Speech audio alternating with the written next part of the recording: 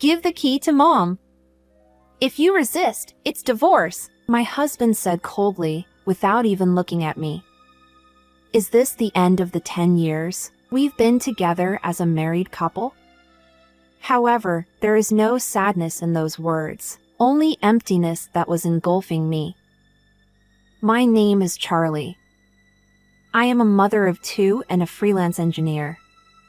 These 2 children are twin boys, so they are quite a handful. Since my parents have already passed away, I couldn't go back to my hometown to give birth or anything, so I went through tough times, and I'm currently experiencing the difficulty of balancing work and childcare. Nevertheless, my adorable children remain unchanged. Even amidst the annoyance, I wonder what it means to be called a mother, if you are unable to love even the bothersome aspects. No matter how sleep-deprived I am, no matter how exhausted I may be, there's no break from the job of being a mother. Always putting my own needs aside, I've prioritized my children. During times like these, I deeply feel that it's fortunate I have a work-from-home job.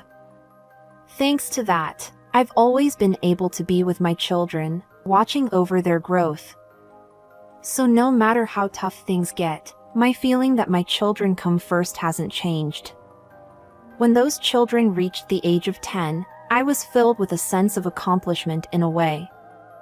Surely, my husband loves the children in the same way, and my mother-in-law must also find her cute grandchildren truly adorable. I realized that this was all a complete misunderstanding when it was the time of my children's first festival. Since I didn't have any brothers, I wasn't very familiar, but for a boy's first festival in Japan, it's common to decorate with a kabuto helmet. Naturally, our family thought we would prepare kabuto helmets for both of our sons, so I discussed the purchase with my husband, but he didn't look pleased. Do we really need to have them? It's kind of rare nowadays to prepare such things. I was laughed at for being an old-fashioned person. Certainly, if put that way, maybe it doesn't matter, but in Japan, it's a deeply rooted tradition that has been around for a long time. Even if it's out of step with the times, isn't taking action with your children in mind what being a parent is about. However, if the purchase was denied by my husband, there was nothing I could do. We gave up on buying the large kabuto helmets, and instead put toy-like helmets on the children's heads, and took photos. That became a good memory in its own right. The photos were displayed in the living room forever, and I was constantly comforted by the smiles of my children. The children say, "It's embarrassing, so put it away," but as a parent, I want to leave them up forever. Actually, my husband's coldness toward the children isn't limited to just this. That callousness had already begun from the time of our marriage. I married Preston, my husband, because I found out I was pregnant. Although it was an unplanned pregnancy, he assured me he would take responsibility. I remember vowing to become a good partner for this person for the rest of my life, due to their incredibly decisive decision. However, after marriage, it became clear that, unexpectedly, my husband was a cold person. When I told him I was suffering from morning sickness and couldn't prepare meals, without hesitation, he'd run to the convenience store and come back with only his own food.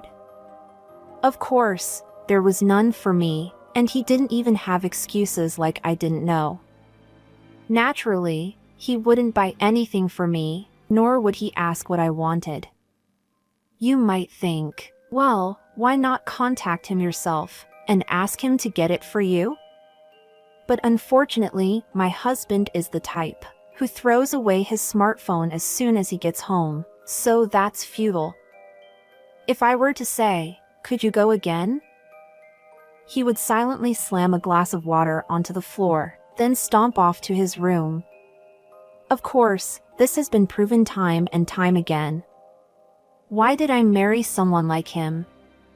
Where did the sincere man, who vowed to spend his life with me, go? I've thought that many times. And there's no one I can talk to about this. Because I'm a freelancer, I don't have colleagues, and I don't have close friends to complain to. I considered calling a counseling center I once saw in a restroom somewhere, but I gave up because I didn't have the confidence to raise the twins I was already expecting on my own.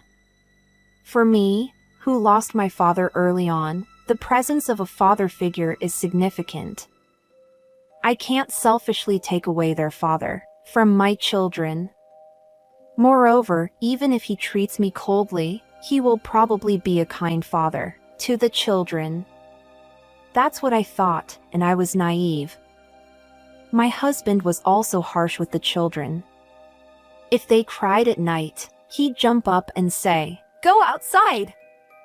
If the living room was messy, when he came back from work, he'd ask, "Should I throw this away?" Naturally, the children were frightened of their father's presence. They never knew when he would explode in anger. For them, it was like walking through a minefield that didn't need to be walked on. Maybe I should have left at that time. I've shed countless tears blaming myself.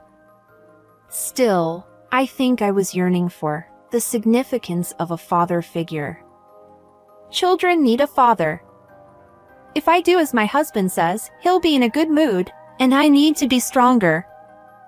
That was my thinking, manipulated only by the notion of having a father figure. In addition to the discord with my husband, my relationship with my mother-in-law also posed a significant obstacle. The in-laws' home, where my mother-in-law lives, is located about a 20-minute drive from the apartment where we live. It's not too far, not too close, just the right distance. However, this mother-in-law of mine is quite a character. When our children were just born, even though I was working from home, I took time off. Due to night feedings, I would occasionally take a nap while the children napped during the day. One time, as I was dozing off, suddenly there was a loud noise, and the front door opened. Startled by the sound, I unconsciously positioned myself in front of the children, assuming a defensive posture. Could it be my husband returning? No, he mentioned he had a 2-day business trip and left this morning. Then a delivery person? No, they can't open a locked door. So, who on earth could it be? Gripping a nearby curtain rod with trembling hands, I waited for the person, whose footsteps were drawing nearer and nearer to appear. "Hello! I'm coming in." With a flourish, my mother-in-law swung open the living room door, her face sweaty, due to the midsummer heat. The loud noise caused by my mother-in-law's entrance woke up the children, who, not wanting to be outdone, started crying loudly. I was also in shock seeing my mother-in-law, but the children's voices brought me back to reality. "Hello, Tracy. Was the front door unlocked?" I asked while holding up the children, and my mother-in-law reclined on the sofa, waving her hand and shaking her head while covering her face. "Of course not. The door was properly locked. How can you ask such a thing? Do you have a habit of leaving it unlocked?" No, as a stay-at-home mom, you need to protect the house." My mother-in-law scolded me in that manner. The fact that the door was securely locked meant that my mother-in-law had entered after unlocking it. "Oh, by any chance, Tracy, do you have a key to our place?" Finally, the crying children calmed down, and I timidly asked, but my mother-in-law, getting irritated by my tone, raised her voice. "Of course I do. What if something happens? It's only natural for parents to have the key to the house where their children live." For parents, that's just common sense. But I guess you, with no parents around, wouldn't understand. Once again, my mother-in-law's loud voice ignited the children, who had finally settled down. Seemingly unable to bear the children's crying, my mother-in-law exclaimed, "I can't even get a moment's peace," and went into my husband's room. What on earth did she come here to do? However, after being told, "You wouldn't understand, being without parents," my courage to confront my mother-in-law was eroded. At that moment, I was probably half crying, while soothing the child. According to my mother-in-law's words, to me, who had no parents, she was the only one I could call a mother. Having her inexplicable anger directed at me, and while soothing crying children for the second time, my mental state was already shattered. As I grew older, thoughts like that became less and less important. Lately, even my mother-in-law's visits, where she complains about household chores, don't bother me anymore. I realized I can think of her unannounced visits as natural disasters like earthquakes or sudden heavy rainfalls, and just accept them. Since then, I hardly got hurt emotionally, and I became adept at dodging the complaints. My husband's attitude remained the same, but it no longer bothered me either. With his busy job, he sometimes comes home late, which gives me the opportunity to have lively meals with the children. In fact, it has become a source of great joy. His position has improved, leading to frequent business trips. The saying, "A healthy husband is a good thing to have while he's away," couldn't be truer. And this year, finally, my long-held dream of receiving the keys to the high-rise tower came true. Just as my children were born, near the apartment where we used to live, a large tower condominium was built. Everyone coming out of the entrance of that tower seemed to exude confidence, and they illuminated my once timid heart. Someday, I want to live in a place like that too. How happy would I be if I could work and raise children while enjoying a great view? With that thought, I started saving as much as I could. Of course, I didn't hesitate to spend money on our children's education, or my husband's occasional indulgences. I knew that, if I deprived my husband of even one of his pleasures, he would erupt in anger like a blazing fire. When it comes to my cost-cutting efforts, I resisted buying fashion items every season, and switched from high-end cosmetics to budget-friendly ones. At first, it was a struggle to suppress the desire to buy things I saw on familiar online shopping sites, but as I kept enduring for the sake of the condominium purchase, I found that I could enjoy just looking. Additionally, realizing how much I had been squandering before, and feeling the urge to sigh at the thought of how I should have saved up all that money, I continued diligently saving. I put in extra effort by increasing my workload, and as a result, I finally managed to gather the down payment necessary for the purchase. And luckily, at that timing, I found out that a new tower condominium construction was starting nearby, and my heart was filled with excitement. I visited the real estate agent to express my desire to purchase a unit that was put up for sale during construction, and swiftly went through the purchase process ahead of everyone else. The contract papers that came back to me were treasures second only to my children. And finally, on the day of the handover, I stood in front of the residential tower with my children. Given the keys by the real estate agent, I could finally enter the completed apartment. Holding hands with the children, "Hurry up, let's go!" they urge me on. Wait, I want to savor this sentimental moment a bit longer. Yet, I understand the children's eagerness to get inside. "Okay, let's go then," I say and step into the entrance.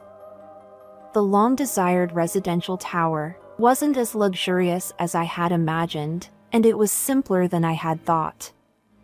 Still, as I took a step inside, I could smell the newness of the construction. With the excited children by my side, we got on the elevator to go to the 15th floor we purchased. Climbing the floors at an astonishing speed, we arrived at the 15th floor in no time. Entering the empty room, the children run around. "Here's my room! It's my room!" And they quickly start staking their claims. Perhaps due to the limited number of rooms, in our previous apartment, they shared a room before. Now, having their own rooms seemed to fill them with a sense of excitement. When I join them, my phone starts ringing. Checking the continuously ringing phone, I see that it's a call from my mother-in-law. I wonder what she could want at this time of day, so I press the answer button, and her irritable voice comes through. "Where are you right now? Even though your husband is at work, what do you mean by leaving the house unattended for such a long time?" Hearing those words, I was sure my mother-in-law is at the apartment again.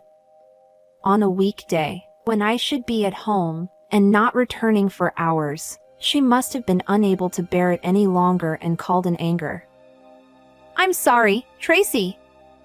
Today is the day of the apartment handover. I'll be back soon." My words seemed to satisfy my mother-in-law, and although her mood was still sour, she ended the call. With the children still not done playing around, I held them close and said, "Let's start preparing for the move quickly," as we headed home. Returning to our home apartment, it seemed my mother-in-law was still there. I send the children to their room and go into the living room, where I find my mother-in-law lounging on the sofa, indulgently enjoying some ice cream. "MMM," she says, extending her right hand toward me. "What's wrong? Do you want a massage?" Though I somewhat understand that her hand gesture means give me the keys, I decide to tease her, as I didn't want to give in easily. "Don't play dumb. Hand over the keys already. I told you before, as a parent, it's our duty to have the keys to where our child lives." Understanding that she indeed wanted the keys, I suppressed a sigh that nearly escaped. "I'm sorry, Tracy. I'll discuss the key situation with Preston. If I give you a key now, we might end up short one, so I might need to make a duplicate key before giving it to you." Distracting her with a seemingly reasonable explanation. My not-so-bright mother-in-law accepted it. "Well, I guess that makes sense." Relieved by this, I go to the bathroom, and when I return to the living room, my mother-in-law is nowhere to be seen. If she had stayed just to discuss the keys, that would have required considerable patience. Something I realized later was that all the snacks I had bought for the children were gone. Thinking they probably became my mother-in-law's fat, I couldn't help but burst into laughter. I had planned to talk to my husband about it that day, but after dinner, he called me over, saying, "Come to my room later." The atmosphere was somehow tense, and the children wore somewhat fearful expressions. "I understand," I replied. Then, my husband simply went into his room. Somehow, I sensed what my husband wanted to talk about, so after telling the children, "Hurry up and pack your things," I knocked on my husband's room. He was reclining on the sofa, elegantly swirling a wine glass. "You know, why don't you make an effort to live happily?" he said coldly, without looking at me. I'm sure he had heard about the key from his mother. My assumption that she had understood and agreed before was just an act. "Just hand over the key already. We can make a duplicate even with the keys we have. Why do you always have to be so difficult? Do you dislike my mother that much?" This time, he glared at me, muttering irritably with a disapproving click of his tongue. That's true, too. But if we don't talk first, your mood will worsen again, won't it? That's why I wanted to discuss it first. In the next moment, he slammed the glass he was holding onto the rug. I hate your smart mouth. Damn it! Just give the key to Mom. If you defy me, we're getting a divorce. Looking at the rug, with the wine stain resembling a pool of blood, he waved his hand dismissively. I bowed to him and left the room. How far would my husband and mother-in-law go in belittling me? As I started contemplating what to do next, a clever idea came to mind. To carry out that plan, I began to take action. A month had passed since that incident, and the children and I had completed the move to the new tower apartment. Because my husband had a long business trip, scheduled starting from the day after that incident, we had come here ahead of him. Of course, as my husband instructed, I had given the key to my mother-in-law. However, since the place was still empty with no belongings, I had told her that we'd show her around after the move was completed. So, until today, my mother-in-law hadn't come to the tower apartment. My husband was due to come here along with my mother-in-law, after returning from his business trip. While having an early dinner with the children, the intercom installed in the room began to ring. Presumably, someone was at the door, asking me to open the auto lock. However, I wasn't expecting anyone who couldn't open the auto lock, so I continued to ignore it. Despite my ignoring it, the intercom wouldn't stop ringing. Eventually, even my phone started ringing. Of course, the caller was my husband. The entrance of this apartment building has an auto lock system, and the keys that my husband and mother-in-law have are of the IC card type. Of course, the key I have is also an IC card, but it's different from what my husband and mother-in-law have. Taking advantage of my husband being on a long business trip, I had gone to the management office of the apartment building and changed the IC card and passcode. In other words, the keys and passcodes my husband and mother-in-law have can't unlock the door. What the hell are you thinking? Why won't the key work? I'm your husband, you know. When I pressed the answer button and answered the call, I could hear my husband's furious voice. In the background, my mother-in-law's voice could also be heard raised in anger. Hey, did you forget? Back when we first got married, you handed me a divorce paper. You said we'd get divorced if I resisted. Well, I expected you'd resist, so I got divorced in advance. In the early days of our marriage, my husband, tired of my constant opinions, handed me a pre-filled divorce form. At that time, my husband said, I can get divorced anytime I want, and he had control over me. Upon learning of my husband's feelings, I was desperate not to be abandoned. It's a memory that I can laugh about now. Besides, don't you remember that this apartment is in my name? All that money you, the spendthrift, paid to buy this apartment? You didn't use a single yen, right? My husband is an extreme spendthrift, and he only spends money on himself. Because he ran out of his own money, he even hesitated to buy a traditional Boys' Day helmet for our child. It's not like I bought this apartment just for that reason. I was at my limit, though. In a life where I thought there was only you, now there are the children. And do you think I want to be with someone who has someone else he thinks is important to him other than me? I know my husband had an affair. I had been silent for the sake of our children, but that doesn't matter anymore. I already have evidence of his infidelity, and everything is prepared. There's no need to support a husband who loves another woman and earns far less than me. It's not possible to let someone else into this apartment, right? If you keep making a scene, I'll contact the building manager and have the police called, all right? Shocked by the mention of the police, the call was disconnected and the presence in front of the intercom disappeared. The children seemed to be unaware of what was happening, but when I told them that I would be living separately from their father, they seemed to show some relief. At a later date, armed with gathered evidence, I visited a law firm and filed for compensation from my husband and his affair partner. Knowing my husband has no savings, I arranged for deductions from his salary, including child support. I warned the affair partner who tried to flee that I would contact her family if she attempted to escape. 6 months after reaching an agreement, payments have been made as promised. Although the apartment we used to live in is in my husband's name, I had been paying most of the rent and living expenses. For my husband, who is now responsible for compensation payments as well, life would be financially challenging.